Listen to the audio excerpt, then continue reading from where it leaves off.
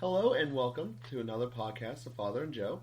I am Joseph Rocky here with Father Boniface Hicks. And Father, over the last couple of casts, we've been having a conversation about the family unit. The last one being kind of about the divorce and when things go wrong.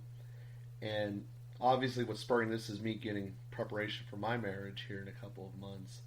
And one of the things I want to do before we start this cast is thank you for basically teaching me in ways that I hadn't known, particularly about all of the elements around the sexuality and contraception side of things. Because in preparation for this, looking up a bunch of stats and also in coordination with getting ready for marriage, seeing just the outcomes of society, there was a study that was done looking at data going all the way back to 1964 to 2014, so a 50-year span. And over that point of time, in 1964 in America, only 5% of children were born to single mothers. And in 2014, it's 40%.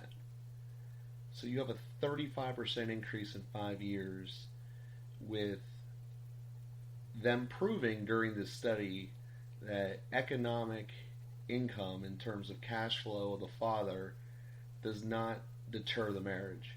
So it does not deter people from getting married. So kind of looking at that realistically, the answer that I'm drawn to is this conversation that we've been going on about contraception and flat out people not getting married seem to be the two answers to that equation. I just want to thank you for teaching me about this, because when I started back in the day, I had down abortion bad. Easy, straightforward, that's murder, got it. And didn't really have the backdrops to why the rest of it was. Why being on contraception was a problem. And admittedly, growing up, there was points when I thought that, yeah, this is awesome, I don't got to worry about anything. But slowly, over time, looking at it, goes, this isn't really the answer. And there was something that was eroding within as a result of, well, it's not infidelity because you weren't married, but basically as you went through the marital acts prior to marriage and without that commitment being there.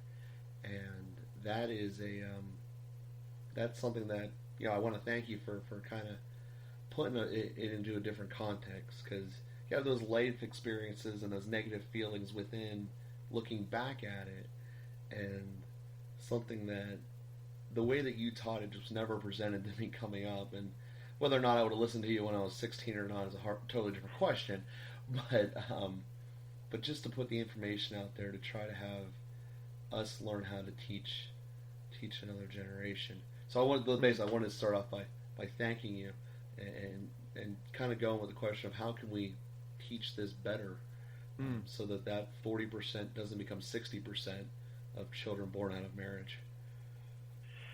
Well, thanks, Joe, for being so receptive and for asking the questions and giving me a chance to explain, and then also sharing it with our listeners over the podcast. I think we trusted the church's teaching for a long time, and the alternatives weren't that great, and the birth control pill presented a seemingly new technology or a new approach that raised some questions, and then combined with a number of cultural factors, and we had this whole cultural sexual revolution. And I think actually in the teaching, and today, as a matter of fact, is the anniversary of the promulgation of Humanae Vitae, or tomorrow is Feast of St. Anne, July 26th.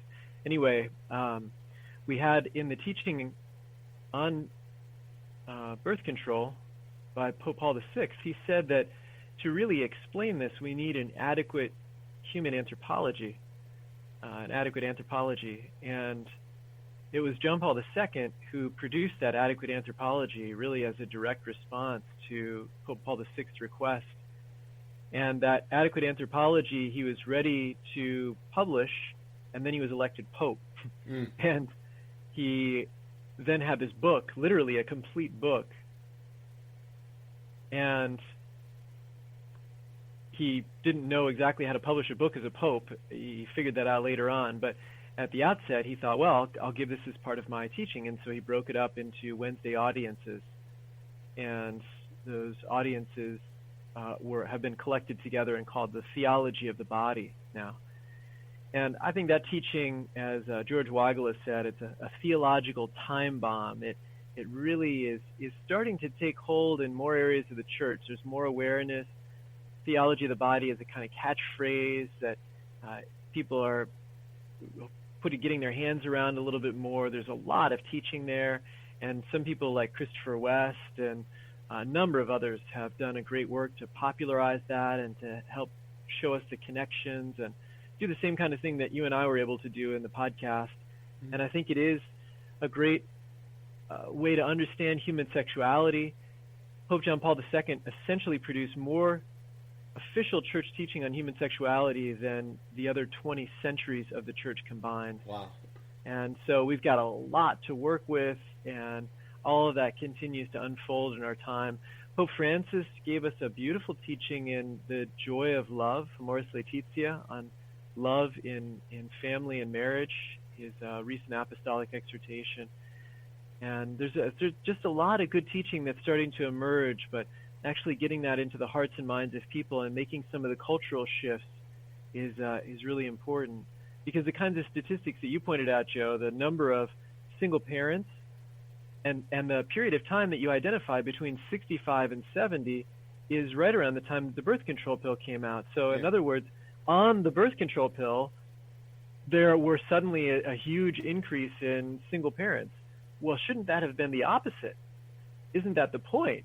And as we look at the impact of the birth control pill and abortion over the past 50 years, even with the capacity to prevent the conception of children by artificial means and the capacity to end the lives of those children in utero, we still have even more single parents now than we did in 1965. So clearly something has not gone according to plan. And then understanding why those things would be, and in fact, Pope Paul VI anticipated all of this. He said that the impact of the birth control pill would be more single parents, would be more marital infidelity, would be less marital satisfaction, and an increase in abortion. And so more divorce, in other words, and an increase in abortion. And all of those things have come true. Pope Paul VI really demonstrated himself prophetic in making that claim in Humanae Vitae. So anyway, we're in a time of great confusion, and the more that we can do to have a clear understanding of why we have these teachings and how they are in fact for our good, not just sort of arbitrary things to limit human freedom and happiness, is just a huge benefit. So yes, and that gets me to the next question, kind of looking at the generation of now that would be going through that. And one of the things that is painfully clear is that they live in their phones. And I mean, I'm using my cousins as examples, but their entire realm doesn't know how to communicate the same way that definitely their grandparents didn't, and in all probability that their parents didn't at their time. You know, this whole concept that it took 5 minutes to get a text back from someone, and that 4.5 minutes was the most scariest time in someone's life is mind-boggling to me. It's like, just call them then. But with that concept kind of sinking in, being continual, that doesn't seem healthy. This 140 character world we live in with Twitter, and putting all your pictures up constantly on the internet, and it just seems like a problem to short attention spans, which is a totally side story, but with this instant needing answers now, seems like it's an accelerant upon that problem of instant answer right now. And people were talking about instant gratification being a problem when I was a kid 20 years ago. Not 20 years ago, but 15 years ago. Now with you can push a button and get all the information instantly, it seems like the problem is just exponentially grown. Yeah, Pope Benedict XVI wrote a message for the World Day of Communications on silence. back in 2012, I believe.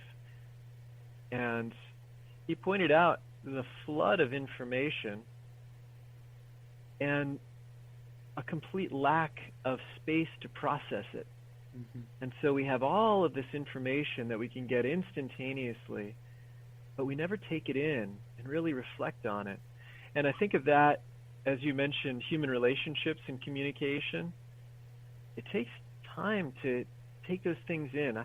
Just think about an experience. Actually, I was just in Rome for a couple of weeks and had a series. I mean, every day was so full. I was with 120 other priests who do the same ministry and seminary formation that I do, and had so many rich encounters with them. And it was just nonstop. No, we had times for prayer. We made a holy hour together. We offered Mass together. We prayed the Liturgy of the Hours together. And then I had all of these days of seeing different churches and taking little times for prayer and making a couple of day trips.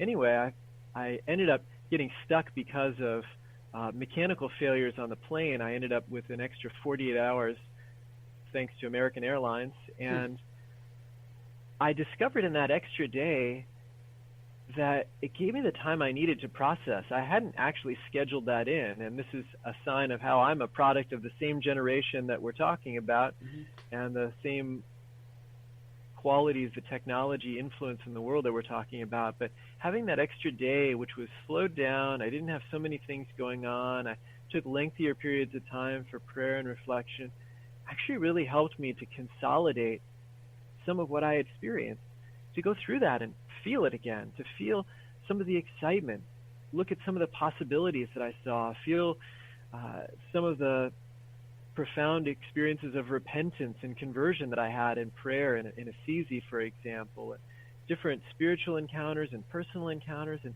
we just need time to process all of that. And the sort of instantaneous communication without any space or time leads to a real disease of superficiality. And I think it's connected to the point that you made about contraception too, because we want the quick fix.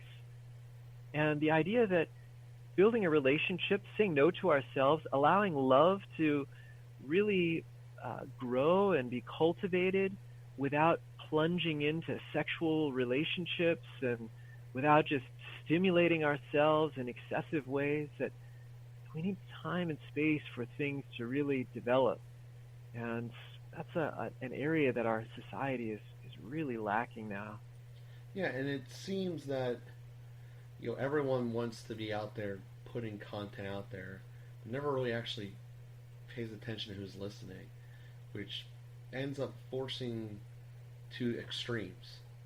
You have people who the only thing you actually see and listen to are the loudest and the most crazy, because they're the ones that get all the views, which they view as the success, and me being the person who's releasing the content. So it's a victory if I have more people following me on Twitter, or my Facebook post gets more likes. And by just being more and more to an extreme, whether it's accurate, factually based, or whatever, is the real only way you can do that if your end goal is to get the most popularity on the internet.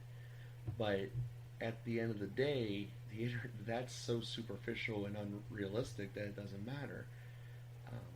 And that seems to be just, like I said, just seems to be adding to what potentially can be the problem. Just kind of looking at this realistically, you're the one who mentioned before that priests are the only people who are good at preparing people for marriage because you do it all the time.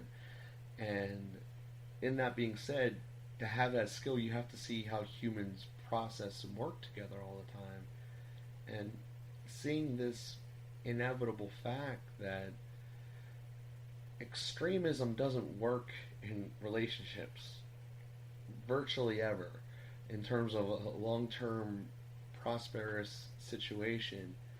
And I don't know how to direct that and how to help with that situation, aside from just not giving the kid a cell phone. What is the answer? And it's not like you can take a computer away from them. I mean, half my business is driven on that. So there is a positive to this, but the negativity of it just seems to be worse. And it also seems to be negative breeding grounds for just one little thing goes off, and because everyone gets to the extremes, content just shrivels up. We used to have articles that were in-depth solutions. Now we have 5-second snippets about what someone might think. It's just completely different, and ultimately, I would say, not beneficial. So, thought there.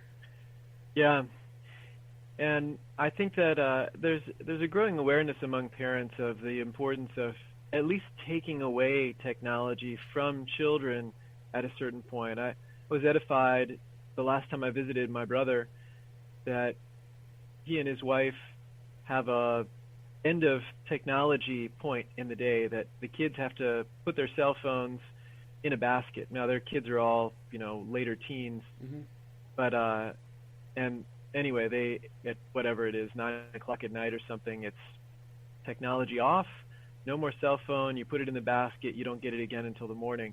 And just creating that kind of space on a daily basis helps someone to disconnect and to start processing internally instead of constantly craving the external stimulation.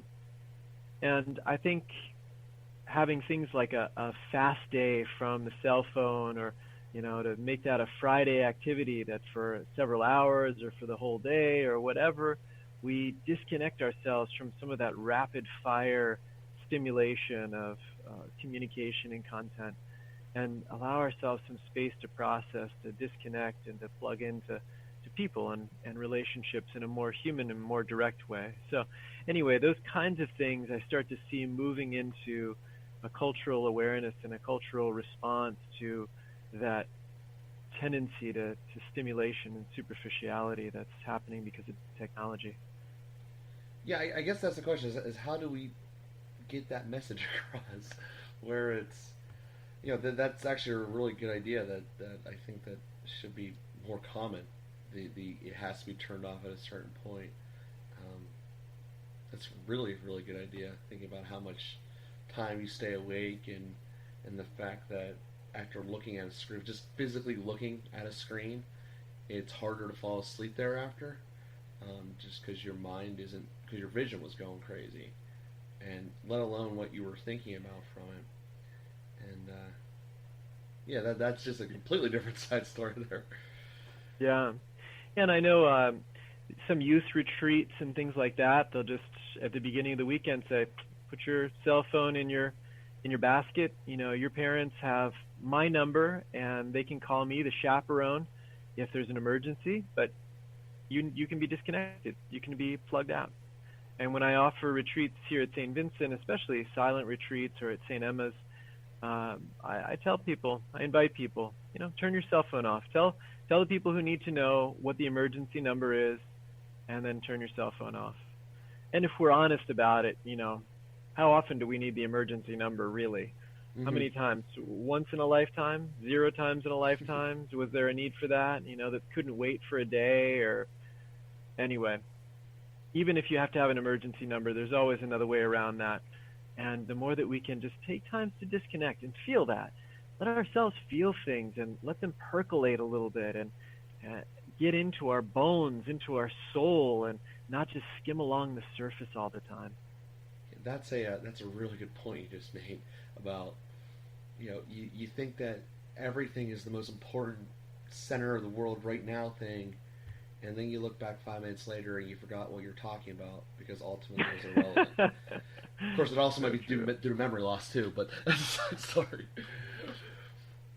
There's a great book that was published decades, 30 years ago, called "Amusing Ourselves to Death," and it's by a communications professor. He's deceased now, although the book has been republished and with a foreword by his son, I believe, to kind of update for.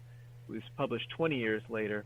It's published in 1985 by Neil Postman, and he talks about the impact of media on the human person, on the way that, and his proposal is looking at the dominant medium and the effect that has on the culture and on the individual. And he's not even making a better worse comparison, although he his bias against television really comes through. And the things he identifies about television are even more true for a lot of our technology now, the medium of cell phones, the internet, apps, Twitter, text messaging, all of these kinds of things. But he basically says that the medium of television, so not even talking about the content, but the medium of television is geared toward entertainment, that's what television is really good at. Mm-hmm. And then the problem becomes when we push everything through television. So we push education through television, news through Mm-hmm. television, politics through television, even religion through television. When we try to fit those contents into that medium, they all take on the quality of entertainment. And then by taking on the quality of entertainment, it reduces all of those really important things to superficiality. So you no longer have a substantial news story. You have entertainment. You turn news into entertainment. You no longer have real presidential debates. You have entertainment, and so you reduce everything of, to the you reduce everything to the medium of entertainment. And he contrasts to the Lincoln Douglas debates. He says, in the middle of the 19th century, we really had a text-based culture, and there was no more text-based culture than in the United States. We published more books, and we had a higher percent of literacy than any other nation in the world. Mm-hmm. And so the height of a text-based culture was in the 19th century America. And in the middle of 19th century America, the presidential debates, the politics, were exemplified by the Lincoln Douglas debates. And even before they were running for a major, for a governor or for a president, even at a level of a local office, Lincoln Douglas debates lasted for hours. They would have an hour discourse and then an hour rebuttal. And then people would take a food break and then come back for another hour and another hour of content which was fashioned after the form of text, in full paragraphs, in full expressions, in clear ideas, in organized material. And their responses were that way, even spontaneously, because they were really formed by this medium of the written text. And the contrast of that is the television, Mm-hmm. where you really want sound bites, where you want rapid movement.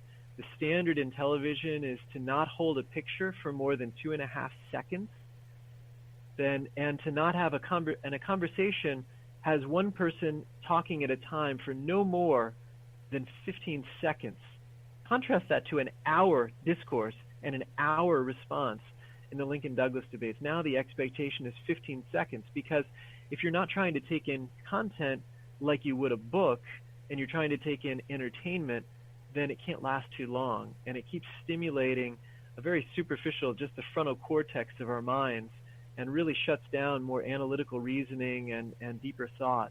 And so the stimulation, the entertainment stimulation of television, just reduces everything to entertainment. And of course, again, his whole focus in the book, Amusing Ourselves to Death, is on television. We just have that in spades with the internet. There's a little difference in the medium, but if we start to think about the impact that it has when we push everything through a particular medium, how that adjusts the content to fit the medium, then we start to see how we have to break out of that. That's the internet and apps and cell phones and all of that can't sustain the kind of content that we need to really function as a society. Yeah, it's like eating cookies nonstop. Yeah, that's right. Exactly. You like the taste of it at first, but eventually you're going to wake up 400 pounds and not be able to do anything. Really regret that you did. And Amen. So with that being said, thankfully, I think that Teresa and I, for the most part, are kind of insulated from that. She doesn't have any of the social media stuff. I hardly use it. In fact, I only use it to advertise my business, so I'm not using it in the same context as the majority. But I guess that's the thing is we recognize that it's out there and that it's not going to go away, and how to kind of figure out how to help other people to get to that path. I guess that's ultimately the question that we're trying to get back to the fact that people aren't getting married, and I think that this whole conversation about the way we communicate is a big part of that. You know, you have if you just go into the place of someone who's single in their 20s or whatever, you know, they have theoretically either training to get a job or a job. They have all of this internet stuff going around, all this instant satisfaction, and then the belief that there's no consequences on the sexual side because of all the contraception technology. It almost inevitably has to be the way that it's going, and it almost seems like like to try to stop the internet would be like trying to stop a river. You know, just jumping in the middle of the Mississippi with a little stick and trying to make it not work. It's going to happen, but how to curve it in the direction that can be beneficial is, I guess, the question. Well, I think the important thing is to recognize that it's happening and the impact that it's having on us, and to reflect on that like we're doing now. I think it's a fruitful discussion, and I don't claim to be the foremost expert or to have the last word on any of this. I would encourage any of our listeners to take time discussing that question. What impact does the medium of the internet or of apps on a phone, of Twitter, of text messaging, what impact does that have? And just to reflect on it, I think, is a good starting point to discuss it. And then I think that quality of instantaneity, anyway, of instant response, instant gratification, instant satisfaction, I think it's a big deal. That's even more so than television. I don't think television had quite the same quality. You waited for particular shows. You couldn't get next week's show this week. You couldn't get all the reruns you wanted to see. There was some waiting involved. So I don't think that it stimulated the same kind of waiting problem that we have now, where we've really eliminated waiting. I mean, even with Netflix now replacing television, you don't have to wait for anything. You can binge watch 15 shows in a row. You can watch a whole season in an evening. You can, as you said earlier, if you have a question, you can look it up and find the answer right away. And of course, there's something wonderful about that. We shouldn't just be negative old curmudgeons who hate everything new or something like that. But just recognizing what impact that has, it reduces our capacity for waiting. And there are things that need to be waited for. Overcoming everything that takes time is not an ultimate perfection of technology and human advancement. Development takes time, and growth takes time. And we know that. It's something essential about being human, that we live in the context of time. And so learning to respect that and appreciate that, and so removing some of the instantaneous things from our life, even for a period of time, just to force us to wait for a period of time, can be very helpful. I know some of the volunteer missionary organizations like Focus, the Fellowship of Catholic University Students, or St. Paul's Outreach, or the Culture Project, or some of those kinds of young adults missionary opportunities. A lot of them have a 1-year dating fast. Just turn it off for a year. Turn off the possibility, turn off the searching, turn off the scanning, turn off the flirting, just turn it off for a year. Let yourself be in that space of dating free. And it's amazing the young people experience the impact of that, to wait for a year and to know that they're waiting for a year. Just to force ourselves to slow down and wait a little bit more would be a great way to develop some of our human capacities and spiritual capacities. That's a really good idea that I'd never heard of before.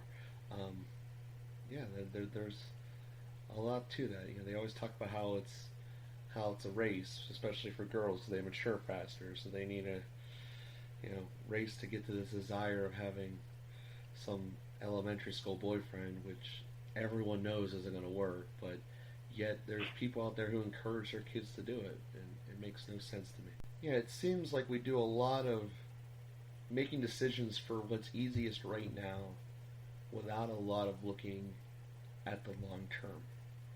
And that seems to be something that, from one of the prior casts you mentioned, try to look into a saint and try to figure out what's going on with them. And I'm yet to narrow it down on one specifically, but one of the ones that themes I caught from, aside from the becoming one with God subconsciously, I brought up a couple casts ago, was that they all kind of have a way of simmering it down and focusing on what is important on the long haul with some degree of denying the self today.